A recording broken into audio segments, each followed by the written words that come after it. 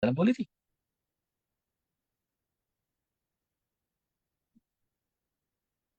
Alkitab sudah memberikan penjelasan kepada kita di samping yang apa dikatakan oleh Yesus tadi dan juga para nabi dan rasul.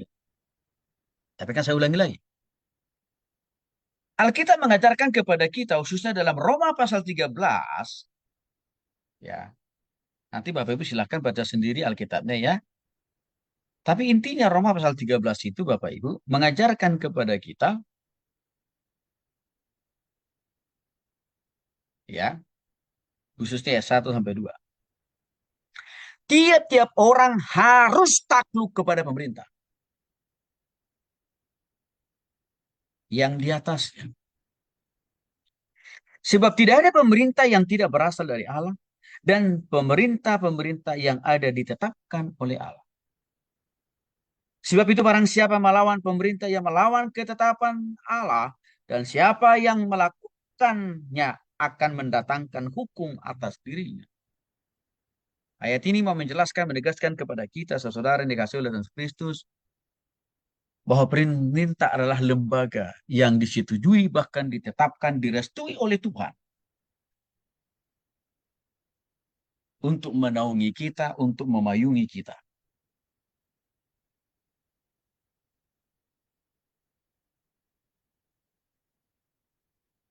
Termasuk juga untuk mengatur kehidupan kita sebagai warga negara dan juga mensejahterakan kehidupan kita masyarakat Indonesia. Walaupun lagi-lagi masih jauh dari kenyataan. Kita perlu taat. Walaupun presiden kita, pemimpin kita bukan orang Kristen. Perlu kita taat. Karena dikatakan dalam ayat tadi, bagaimanapun ceritanya, hari-hari ini orang waktu ya wakil presiden Gibran lolos melalui keputusan MK. Sampai sekarang kan dipersoalkan. Bagaimanapun terlepas dulu dari cerita itu pun diizinkan Tuhan.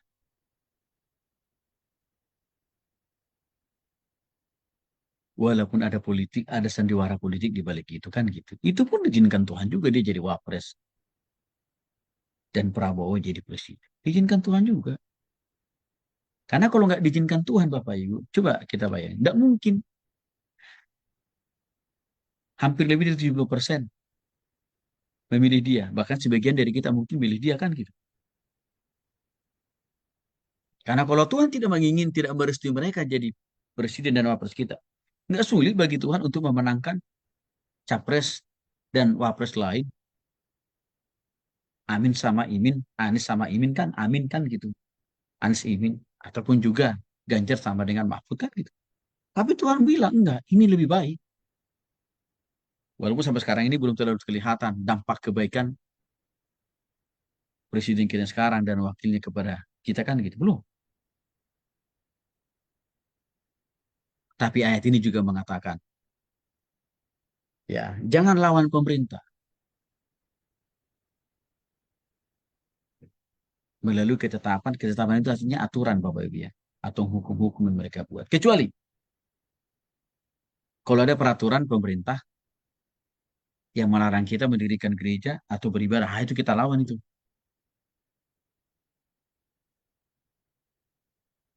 Nah,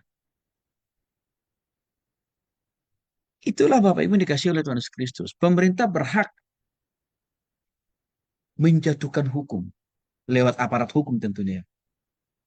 Polisi, hakim, jaksa. Bagi orang Kristen yang berbuat jahat, berhak.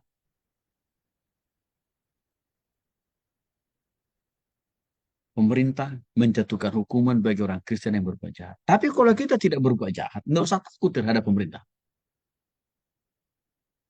Termasuk saudara. Ya.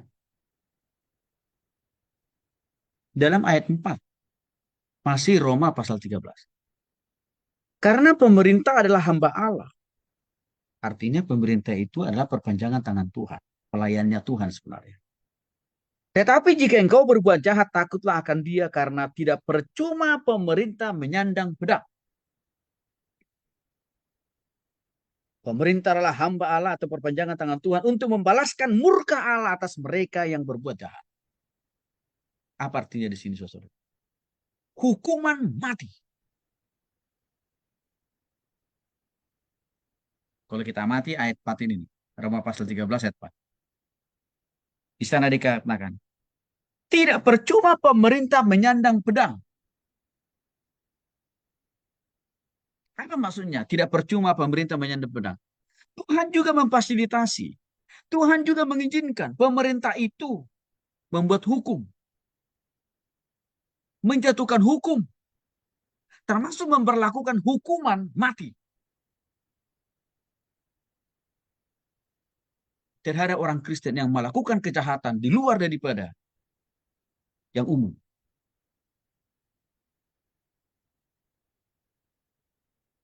Karena pemerintah itu adalah hamba pelayan Tuhan yang ditugasi oleh Tuhan membalas murka Tuhan terhadap mereka yang melakukan tindakan kejahatan. Jadi, Bapak Ibu dikasih oleh Kristus, kalau saya melihat hukuman mati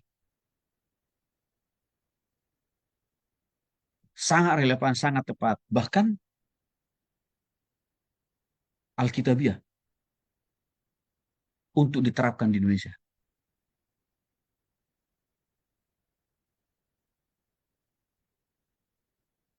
Kita lihat beberapa contoh kasus Alkitab. Bentuk-bentuk hukuman mati yang Tuhan lakukan. Peristiwa air bah. Jutaan orang mati. Dan hanya Nuh dan anak-anaknya selamat. Hal yang sama terulang kembali pada peristiwa pemusnahan kota Sodom dan Gomora. Jutaan orang mati. Hanya Lot dan anak-anaknya yang selamat.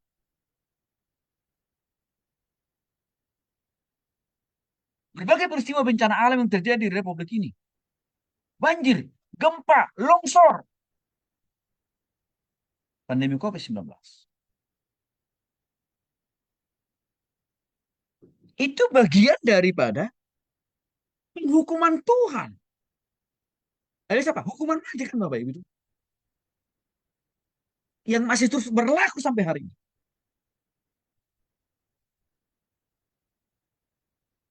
Bagi orang-orang yang tidak mau sungguh-sungguh bertobat.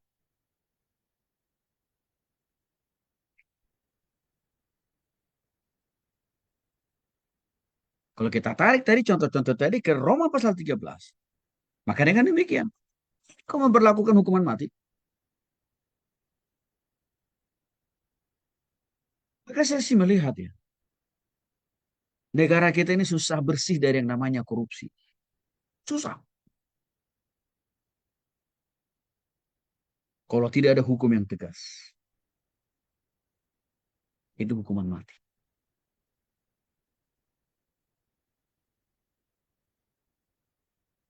Mari kita perbandingkan China, komunis. Korea Utara, lagi-lagi komunis. Tak bertuhan mereka. Tidak percayakan adanya Tuhan. Mereka memperlakukan hukuman mati bagi setiap para koruptor. Apa yang terjadi? China, Korea Utara, clear and clean dari yang namanya korupsi.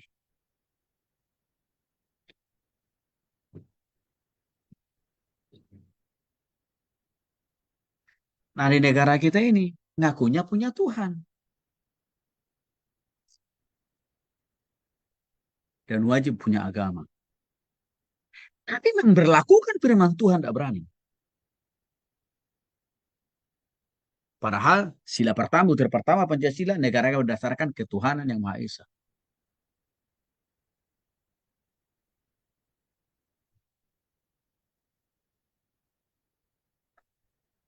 Coba kita lihat Bapak Ibu.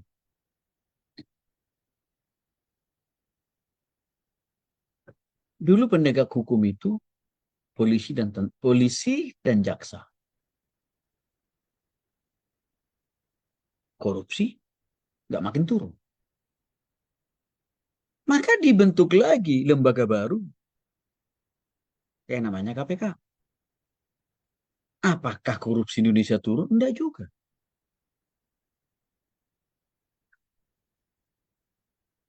Bahkan mantan pimpinan KPK, beberapa orang bermasalah juga.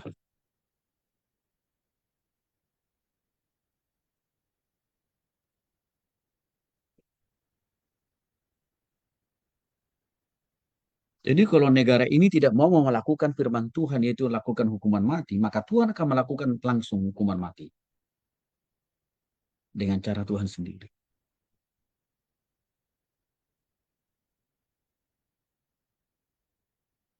Seringkali negara kita ini bersembunyi di balik HAM. HAM itu hak asasi manusia.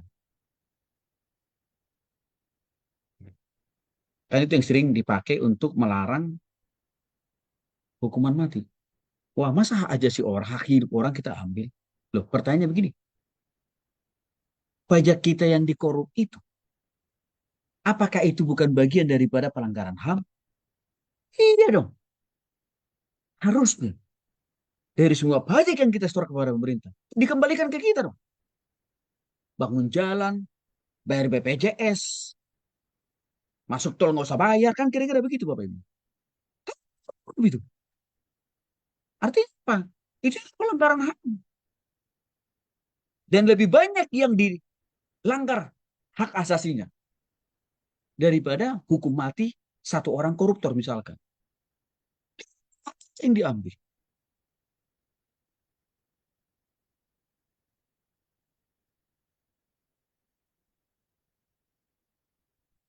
Jadi saya lihat Bapak Ibu, ya Alkitab itu tegas sekali. Maka Tuhan mengharapkan sebenarnya waktu politisi Kristen, pemimpin Kristen dipercaya oleh Tuhan menjadi pemimpin di Republik ini, lakukan firman Tuhan. Nggak usah segan-segan menjatuhkan hukuman sanksi, termasuk orang terhadap orang Kristen, kalau memang dia melakukan pelanggaran.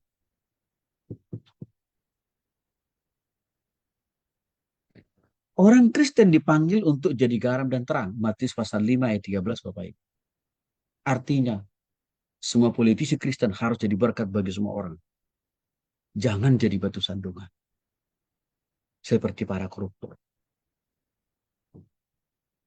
Saya kasih contoh Profesor Dr. Yohanes Hutasoid. Beliau ini guru besar di Institut Pertanian Bogor, tapi juga jadi politisi di era Soeharto. Periode 1983 sampai 84. Dan dia ahli di bidang perdagangan.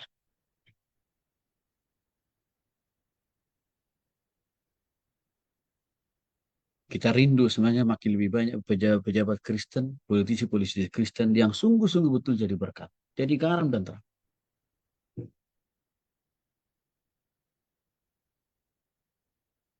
Yang ketiga, mengapa orang Kristen perlu terlibat dalam dunia politik? Karena keterlibatan orang Kristen dalam dunia politik memberikan peluang dan peluang bagi orang Kristen untuk mempengaruhi aturan, kebijakan yang tidak adil. Matius pasal 20 ayat 28. Maka orang Kristen harus terlibat di dalam dunia politik untuk memperbaiki aturan negara kita ini yang masih lebih banyak dipegang, dikendalikan oleh para politisi-politisi korup.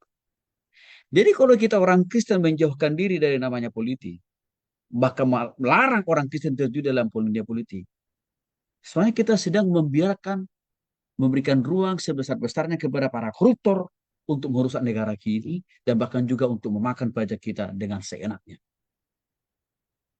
Dari perspektif agama Kristen nih, kalau kita tidak mendorong orang-orang Kristen, mahasiswa Kristen terlibat dalam dunia politik, maka kita sedang memberikan ruang yang sebesar-besarnya kepada para politisi-politisi yang fanatik. Untuk apa?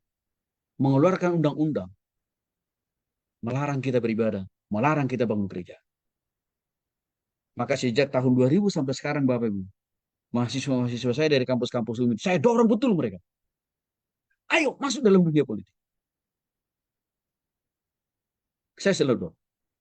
Ya puji Tuhan, beberapa di antara mereka ada yang sudah menjadi anggota DPR, dan juga beberapa menjadi anggota DPRD, dan juga ada di antara mereka juga menjadi kepala daerah. Puji Tuhan. Tapi selalu saya ingatkan, jadilah politisi yang takut akan Tuhan ya. Ada contoh yang sangat kita banggakan, tapi nggak banyak. Seperti beliau ini. Di samping tadi ada Profesor Dr. Yohanes Utasoid, ada Dr. Yohanes Leimena.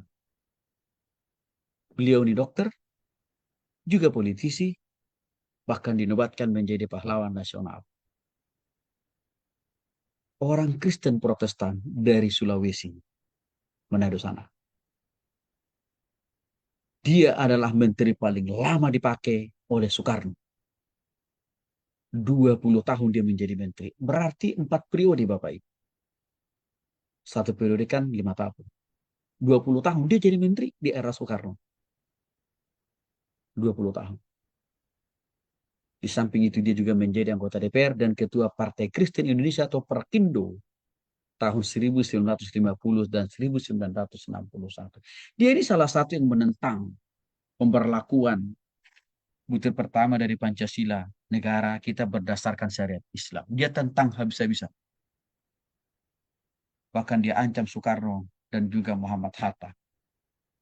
Kalau butir pertama itu berdasarkan syariat Islam, kami orang Indonesia Timur, Sulawesi, Papua, NTT, Timor Leste karena masih menjadi negara NKRI, Sumatera Utara akan memilih berdiri sendiri. Akhirnya Soekarno pun mempertimbangkan dan memutuskan setuju dengan usul beliau ini, maka digantilah butir pertama dari Pancasila bukan lagi berdasarkan syariat Islam, tapi berdasarkan ketuhanan yang Maha Esa. Tapi sayang, saudara, kalau kita lihat ke sini, makin sulit kita menemukan politisi-politisi Kristen seperti beliau-beliau ini. Sulit. Sulit banget. Jujur, berani, dan menjadi berkat. Sulit kita menemukan politisi Kristen seperti ini sekarang. Tapi kita nggak boleh putus pengharapan, Bapak Ibu. Jangan. Kita harus punya keyakinan. Waktu kita terus mendorong orang-orang yang kita layani, orang-orang yang kita ajak, pastilah Tuhan buka jalan. Salah satu visi yang diberikan Tuhan kepada saya untuk membuat yayasan LPPI, Bapak Ibu, adalah karena keprihatinan saya terhadap politisi-politisi Kristen yang dari dulu sampai hari ini makin minim yang memiliki integritas dan juga takut akan Tuhan. Maka saya punya visi lewat LPPI dan juga melalui pelayanannya di kalangan para mahasiswa.